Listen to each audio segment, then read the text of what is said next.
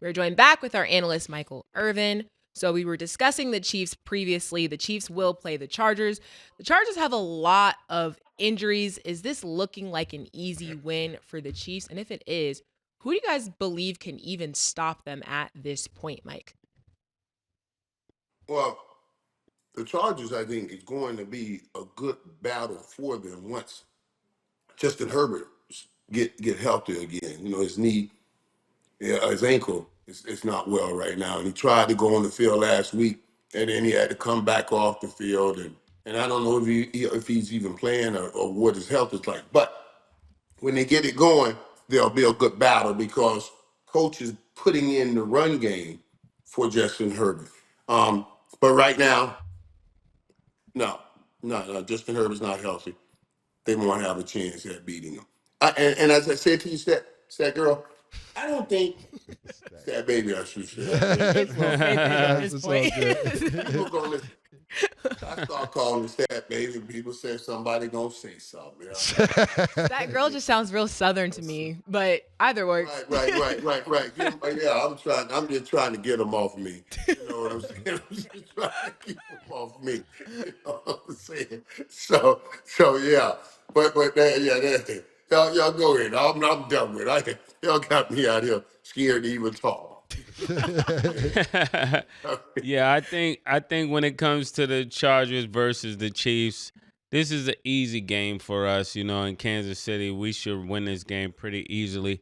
And I don't think it's just because that Herbert is not 100%. I think when you don't have your top safety in Derwin James, that is going to be extremely difficult to stop what we're presenting at this point. And, you know, I wish he get his head back in the game because he could really be a help to the Chargers. But for right now, that's going to be too big of a deficit to not have both of them at the same time playing such a team like Kansas City. Yeah, update on Justin Herbert's health. It was progressing. They did X-rays. He looks like he's going to probably come back the week after next, even though he probably wants to play this week. I wouldn't play him either. But these are one of them games when it seems like it's going to be an easy game. It never is an easy game because it's supposed to happen. I'm not saying I'm going to go against the Chiefs. I'm not even going to pick. But these are one of these games where you're supposed to beat the Chargers. Injuries, the QB1 is not there, and then it's a tight situation. Pause. We'll see what happens, and we'll see what Harbaugh draws up. Okay, and then to Mace's point, so the NFL suspended Chargers safety Derwin James for 1 game without pay. The league determined he could have avoided a helmet-to-helmet hit in the Pittsburgh game last week. Of course, this is ahead of their matchup versus the Chiefs. Do you guys feel like this suspension for Derwin James is fair, Mike? Well, trust me, I know. I've been in those areas and I've gotten those letters. You see what I'm saying? I've got those letters where they say repeated offenses, we will have to sit you down. You know Repeated offenses. So, and Derwin James, like I don't call him a dirty player, but he's an edgy player. And that's sorry about that. how you learn how to play football. When you play at Florida State down in Florida, that's what you do. You know what I mean? He's an edgy player that plays right on the edge. You know, I like edgy. Now, I don't want you suspending edgy, but you know, when you do it so many times, maybe just one game, just sit down one game. Oh, sorry. Yeah, I was actually looking at what happened. Yeah, this nigga wild out. He doing like a torpedo, my nigga. I'm like, yeah, like usually I'm looking at it now because I didn't see it, so I pulled it up.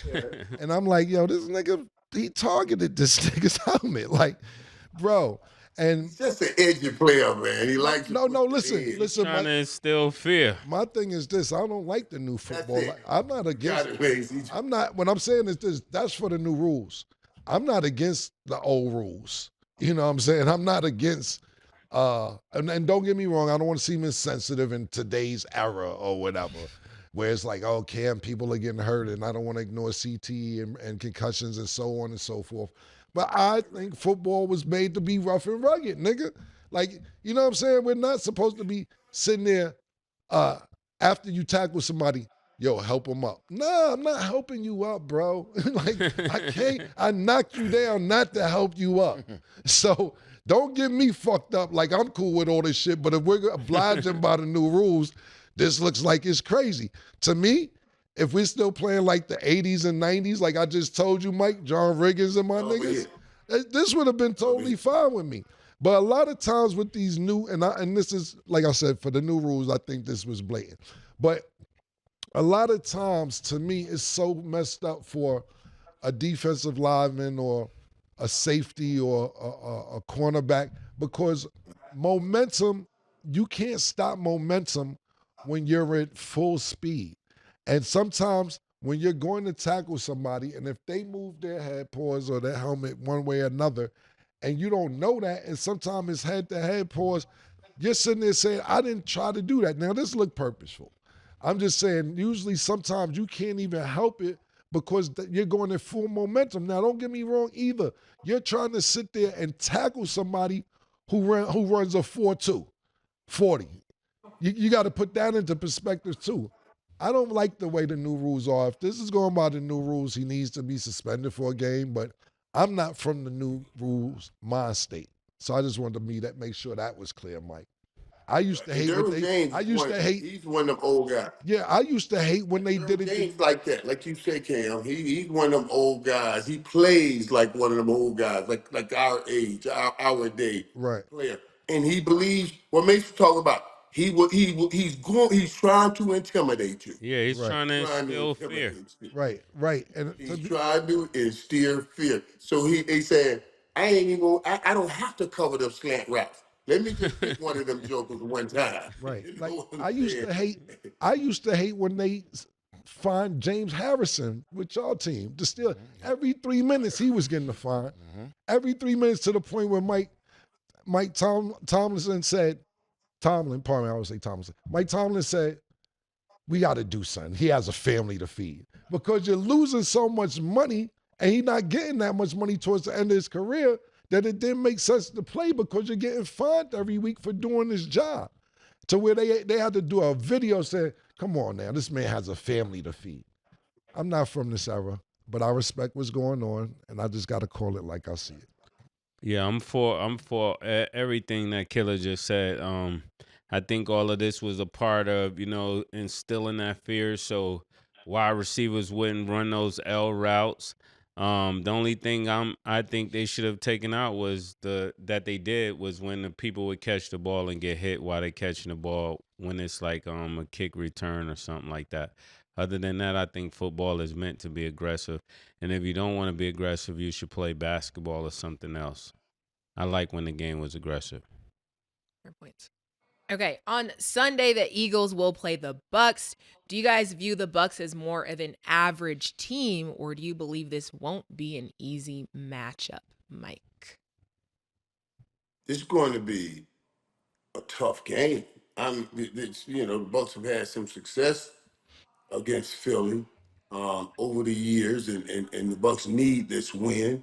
But the Bucks lost to Denver, and you said, how did that happen? But when you go look at that film and you see what Patrick Surtain did and how well he did covering Mike Evans, that shut down the whole passing game of the Bucks, and they couldn't run the ball. Now they won't be able to run on Philly. You saw how Philly shut down the Saints running game after they ran all over Dallas. But it's going to be interesting. I still think Philly wins this game, but it's going to be a close game. But I think Philly wins it.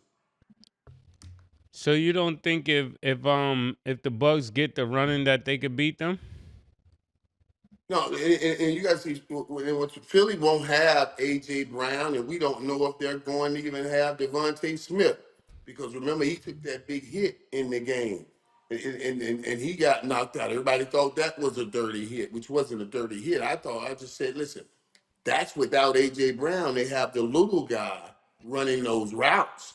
They have the little guy running those inside routes, and that's just taking big hits. But man, I think Philly they grind it out, win so far at this point. They won't have the big guy. I think they grind out another win. Mike, I think you're taking a shot at Tampa. Really, when it comes down to it, I think you're being very, um, what they call it when you're being territorial in Florida. I think you got something against Tampa. I'm not gonna lie.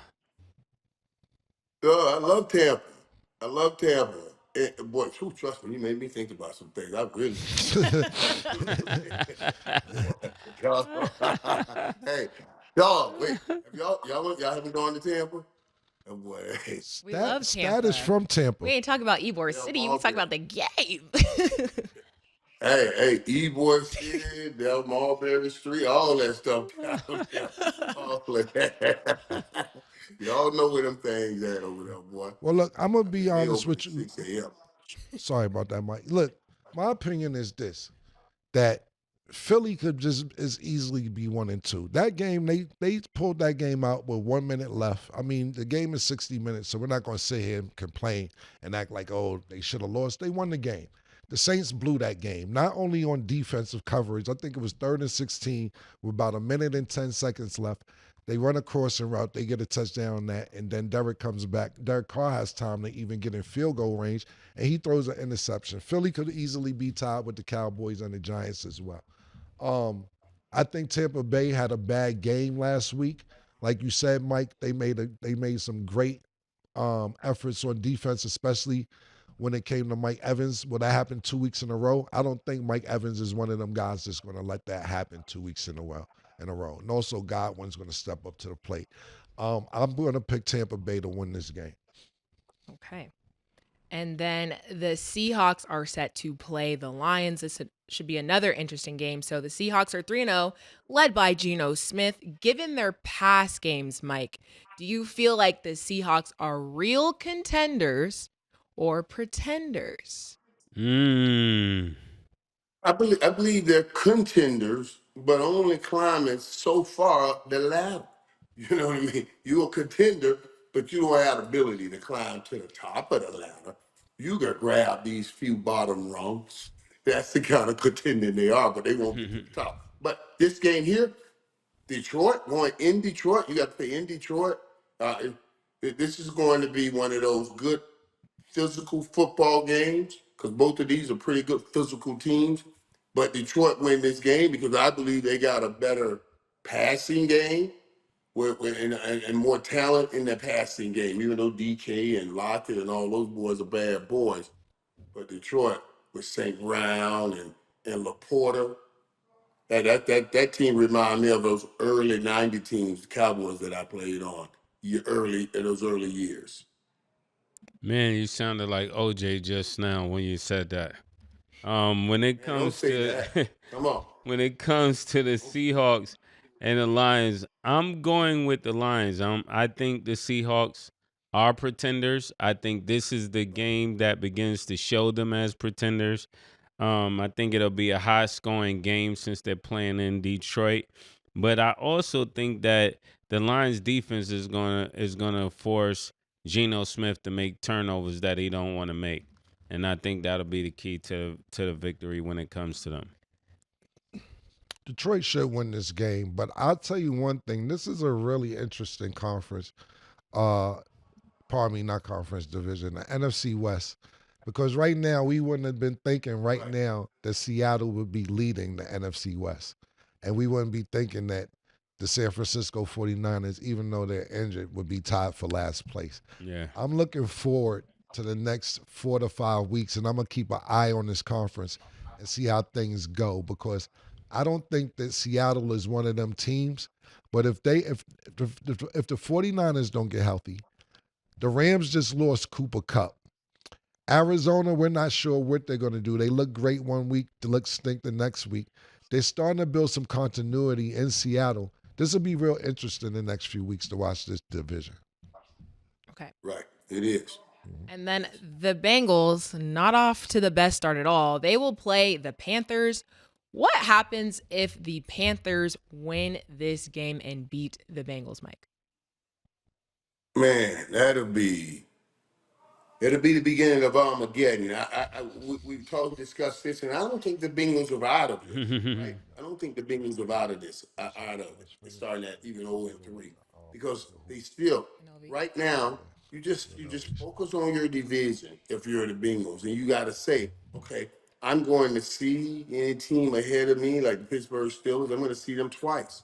So really, I'm only one game behind. I have all those other games that make up one game if I'm going to beat them. So if they have any hope of trying to get into the playoffs, this game they got to take care of easily. It's Carolina. It's Andy Dalton. It's not Bryce Young. Andy Dalton got a big win. You got to jump in here right now. And it's not like they look bad. And it's not like they lost to Washington Commanders. No, no, no, no. Young Jaden Daniels took that game. That was because they started mounting a comeback, but young Daniel said, no, no, not on my watch, and shut it down. So they'll get this win. They'll get this win. And if I'm in their locker room, I'm saying, I know we started 0-3, but all we got to do is get this win. And when we see the Pittsburgh Steelers, because they're 3-0, we got 2 games against them. You still in this thing. Let's keep playing. Yeah, I think the Panthers could definitely have a great chance at winning this because when it comes to Andy Dalton facing his older team, when a lot of people get energy to play against that team, even if they don't do well any other day, it seems like they bring their best game to that game. So I'm looking forward to seeing that game, and I definitely think that the Panthers have a chance. Am I ready to say they'll win it? Not necessarily, but I wouldn't be surprised if they did. I agree with you, Mike. Listen, they got to win this game. When you sat there and talked about that perfectly, they were almost there at the doorsteps of beating the Commanders. The week before that, what happens? The referee takes the game away from them against Kansas City. They have That's it. Right. yeah, They're easily, right there. right there. And you're on a 4th and 16, you get a 30, 40-yard pass interference call against you. They actually could be 2-1 instead of 0-3. This is the game that they need to take back, that they need to win, pardon me, to make people believe. But I agree with you, Mike. I don't know if it's Armageddon, but it's going to be hard for them to get in the playoffs because one thing for sure, 2 things for certain, what people don't realize is this. This is about, after this weekend, 25% of the season is just about going already as fast as it went. 25% of the season will be going after this weekend. And people need to start busting moves to see what's going to happen later on.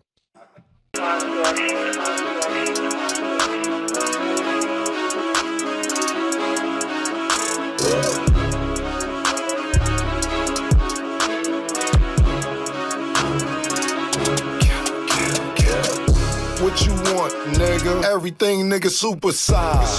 2 Big Macs. Like when they doing them 2 for $5.